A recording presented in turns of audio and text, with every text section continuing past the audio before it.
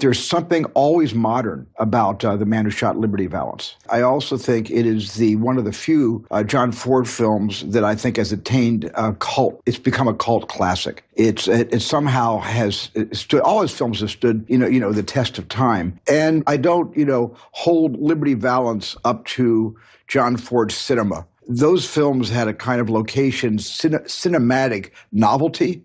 No one had ever seen compositions like that before. This is John Ford telling a story based on performance and based on his strong screenplay and just based on, I think, a kind of simplicity in a visual style.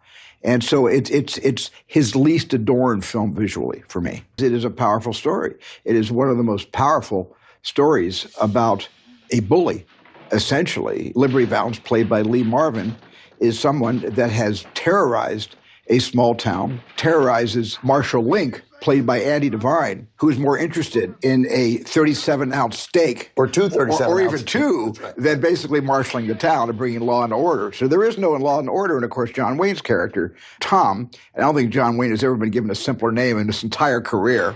It's usually Ethan or Sean, but not Tom. But he plays Tom, and he's out of town a lot. So Liberty has his way with people. Where the story takes place in 1910. I don't think Western when I think of The Man Who Shot Liberty Valance. Everybody is wardrobed.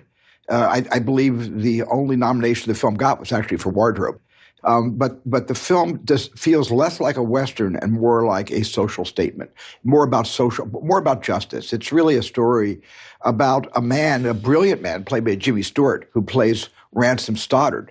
And it's about the balance between law and taking responsibility for the justice that needs to be meted out. But John Ford was certainly one of the greatest filmmakers of all time and one of the most significant influencers of stories about the Old West. Ford was a leader of that particular pact, but it was a time when the Western dominated the culture in terms of an audience interest to see a certain genre. Everybody wanted to see Westerns. My first and only meeting with John Ford.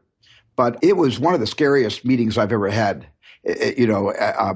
because he was really tough. He was a tough guy, and he didn't cut me a break. And he basically gave me a bollocking. But the bollocking contained inside this great intimidator was some of the greatest advice anybody has ever given me. And it was 10, 12 years later, when the trauma wore off and the PTSD waned, where I realized what he was saying to me was a kindness, a beautiful, generous offering of advice about composition.